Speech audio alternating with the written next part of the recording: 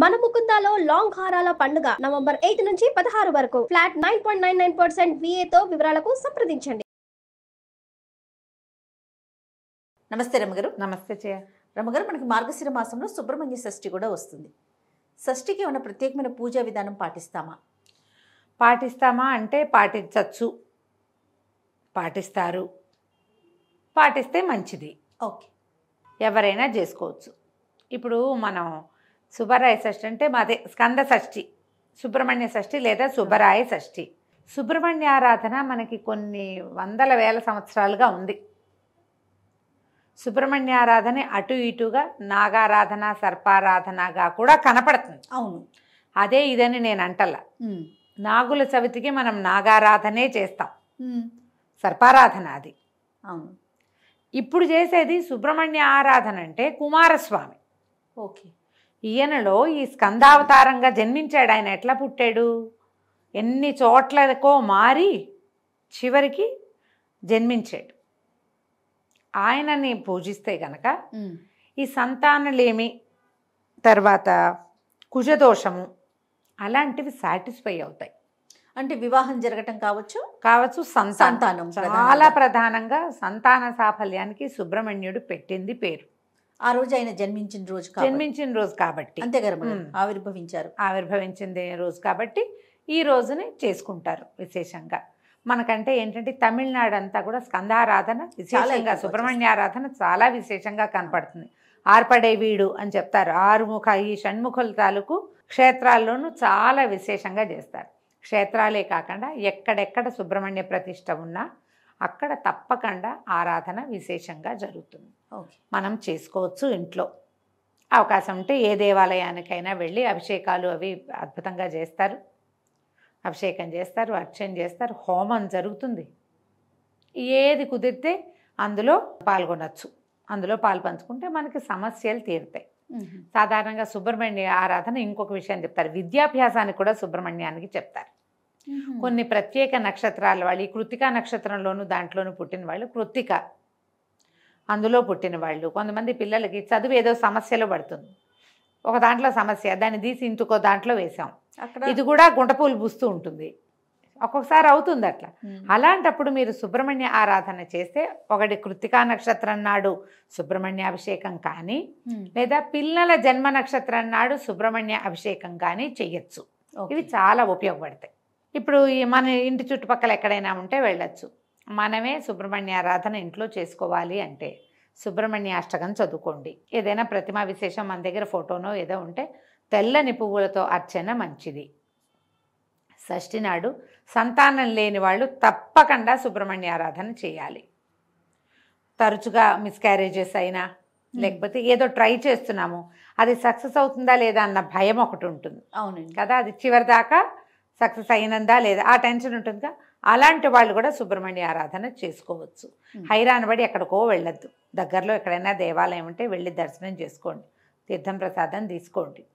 ఏదైనా అర్చనకు అవకాశం ఉంటే కాసిన డబ్బులు కట్టి ఆ అర్చనో అభిషేకము హోమంలోనో ఎందులోనా పాలు పంచుకోండి. అభిషేకాలు వాటిలలో మనం చేసేది ఏముండదు, అభిషేకం చేస్తుంటారు, చూస్తూ ఉంటాం, ప్రసాదం పుచ్చుకోండి, చాలా మంచిది. ఎందుకంటే ఈ సుబ్రహ్మణ్యుడు ప్రత్యేకమైన జన్మ కలిగిన వాడు. వాళ్ళిద్దరు అన్నదమ్ములు కదా, వినాయకుడు సుబ్రహ్మణ్యుడు. అయితే ఈ వినాయకుడి జన్మ ఎట్లా జరిగింది, అమ్మవారే తల్లి ఒక సున్నిపిండితోటి ఒక బొమ్మను చేసి ప్రాణం పోసింది. తర్వాత తండ్రి గారు వచ్చి శిరస్సు ఖండించిన మళ్ళీ ఆవిడ బతికించుకుంది. ఇవన్నది ఇది. అయితే ఈ శివపార్వతులు ఇద్దరికి వివాహం ఎందుకు జరిగింది, అసలు సతీదేవిగా ఉన్నప్పుడు సంతానం కలగల. తర్వాత సతీ వియోగం సంభవించిన తర్వాత తారకాసురుడు అనే ఒక రాక్షసుడు పుట్టాడు. ఈ తారకాసురుడు వాడు శివ సంతానం చేత మాత్రమే మరణం వచ్చేలాగా ఏర్పరచుకున్నాడు, వరం అట్లాంటిది ఉంది. ఇప్పుడు శివ సంభూతుడైన వాడే తప్పిస్తే ఇంకొకడు ఇవన్నీ చంపలేడు. ఇప్పుడు శివుడేమో విరాగిగా ఉండి ఆయన తపస్సు చేసుకుంటున్నాడు, సతీదేవి లేదు. ఆ సతీ అంశతోటి జన్మించినటువంటి పార్వతీదేవిని ఒకవేళ పరమేశ్వరుడు వివాహం చేసుకుంటే వీళ్ళిద్దరికీ సంతానం కలిగితే ఆ సంతానం ఈ తారకాసురుణ్ణి సంహరిస్తుంది. దానికోసమని ఏం చేశారు, పార్వతీదేవిని రోజు శివుడి దగ్గరికి వెళ్ళేలాగా హిమవంతుడిని ప్రేరేపించి ఏర్పరిచారు. ఈవిడ వెళ్తోంది, ఆయన చూస్తున్నాడు, మాట్లాడు. వైరాగ్యం నుంచి బయటికి రాల. ఈయన వైరాగ్యం పోగొట్టాలంటే మన్మధుడిని ప్రవేశపెట్టారు. ఆ మన్మధుడు బాణం వేసి బాణాలు వేసి కొట్టేశాడు. మన్మధుడు కొట్టిన తర్వాతే ఆయనకి తెలిసింది తన మనసు చెలించిందని. ఓకే. ఈ ఎదురుగుండా కనపడిన బాలిక మీద తన మనసు నిలిచిందని ఆయనకు తెలిసే వీడెవడో నన్ను కొట్టాడని ఆ కొట్టిన వాడిని కాల్చేశాడు ఆయన. మూడో కన్ను తెచ్చాడు. కోపంతో చూశాడు, కాల్చటం కాదది. మూడో కన్ను ఆ కోపం వచ్చేసరికల్లా మూడో కన్ను తెరుచుకుంది. అందులోంచి వచ్చిన అగ్నితోటి మన్మధుడు దగ్ధమైపోయాడు. కానీ మన్మధుడు వేసిన బాణాలు పనిచేసినాయి. పార్వతీదేవి మీద కూడా పనిచేసినాయి. ఆమె కూడా శివుడి విరహాన్ని తట్టుకోలేకపోయింది. ఎలాగైనా పరమేశ్వరుణ్ణి సాధించాలని ఆమె తపస్సుకి వెళ్ళింది. ఈయన విరాగిగా ఉన్నాడు కానీ అప్పటికి మనసు మారిపోయింది. ఈయన ఇక్కడి నుంచి వెళ్ళిపోయాడు. హిమాలయాల నుంచి మళ్ళీ కైలాసం వైపుకి ఇంకా కొంచెం పైకి ప్రయాణం చేశాడు. తర్వాత సప్తర్షులందరూ కలుసుకుని ఈ హిమవంతుడి పుత్రికని సతీయంశతోటే జన్మించింది కాబట్టి ఆమెను నువ్వు వివాహం చేసుకోమని స్వామిని ఒప్పించి ఆమె తపస్సుకి వెళ్ళిందని ఆ తపస్సుని మళ్ళీ మాన్పించి వీరిద్దరికీ వివాహం చేశారు. వివాహం అయిన తర్వాత ఈవిడేమో అమ్మవారి అంశతో జన్మించింది. ఆయనేమో పరమేశ్వరుడు, జగత్ప్రళయకారకుడు, జగన్నియామకుడు. అయితే కొన్ని వందల సంవత్సరాలు భార్యాభర్త క్రీడించినా కూడా సంతాన సాఫల్యం జరగలేదు. కానీ ఆ శివతేజం విడుదలయ్యే సమయానికి అప్పుడు ఏమనుకున్నారంటే ఈమె ఆదిపరాశక్తి కావటం, ఆయనేమో ఆది పురుషుడు కావటం, వీళ్ళ వల్ల కలిగేటువంటి సంతానం ఇంక ఎట్లా ఉంటుందో, ఇలాగ జరగకూడదు, ఇవి ఆమె వల్ల కలగకూడదు, ఈ సంతానం ఇలా కలగకూడదని భావించి దేవతలు ఏం చేశారంటే ఈ మైథునాన్ని భగ్నం చేశారు. వారిద్దరిని పూర్తిగా కలుసుకొనివ్వాల. అప్పటికే విడుదలైన శివతేజం భూపతనం అయిపోయింది, కిందకు వచ్చేసింది. ఆవిడకి పిచ్చి కోపం వచ్చింది. నేను భరించవలసిన వీర్యాన్ని నేను గర్భధారణ జరగాల్సి వచ్చింది, దాన్ని మీరు చెడగొట్టారు కాబట్టి మీకు ఎవరికి సంతానం లేకుండా పోతుందని వీళ్ళు దేవతల్ని శపించింది. అయితే ఈ కిందకి వస్తున్నటువంటి శివవీర్యాన్ని ఎవరు దీన్ని భరిస్తారు? అగ్ని మొదట ఆయన వల్ల గాల, భూమి ఆమె వల్ల గాల. అగ్ని దాన్ని తీసుకెళ్ళి గంగా నదిలో విడిచిపెట్టాడు. గంగ ఒప్పుకుంది శివవీర్యాన్ని భరించడానికి. ఆమె కూడా శక్తి సరిపోలే, అంత ఆ శక్తిని తట్టుకోవటం ఆమె వల్ల కాల. అది తీసుకెళ్ళి రెల్లు పొదల్లో విడిచిపెట్టింది. మొదట అగ్ని, భూమి, గంగ, రెల్లు పొదలు 4 చోట్లకు వచ్చాడు. అక్కడ శిశువుగా రూపాంతరం చెందాడు ఆయన. అక్కడ శిశువు వస్తే అప్పుడు ఏం చేశారు దేవతలు? కృత్తికలని నియమించి అప్పుడే పుట్టిన శిశువుకి పాలివ్వమని వాళ్ళకి క్షీరం మీరు ఇవ్వాలని కృత్తికలకి చెప్పారు. కృత్తికలు 6. ఈ 6 కృత్తికల దగ్గర పాలు తాగటం కోసం 6 ముఖాల వాడయ్యాడట ఈయన.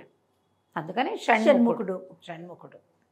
ఇలా పుట్టిన సంతానాన్ని ఎప్పుడైతే ఈయన బాలిక స్వరూపంలో కనపడ్డాడో పార్వతీదేవికి అప్పచెప్పారు. ఆవిడ సంతానాన్ని స్వీకరించింది కానీ గర్భధారణ జరగలేదన్న కోపాన్ని ఆవిడ అణుచుకోలేకపోయింది.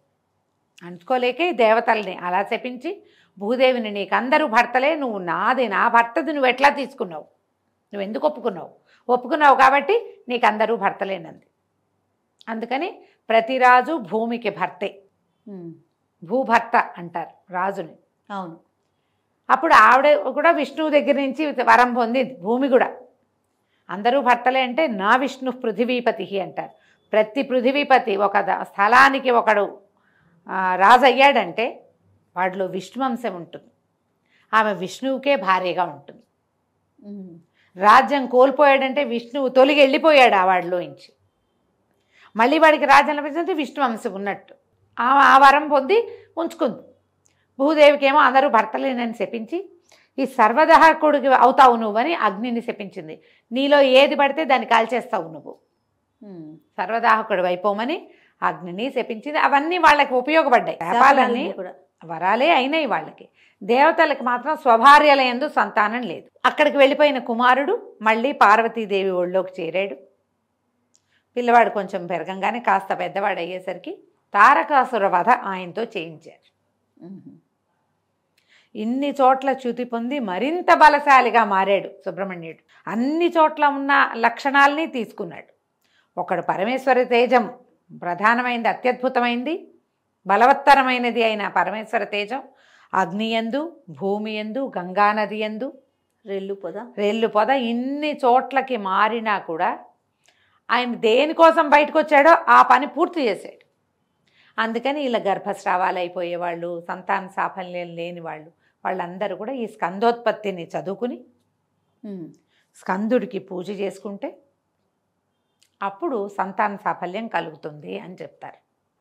సంవత్సరం అంతా ఏదో చేసుకున్నాం అనుకోండి, ఏదో రకంగా దేవాలయాలకి వాటికి వెళ్తారు.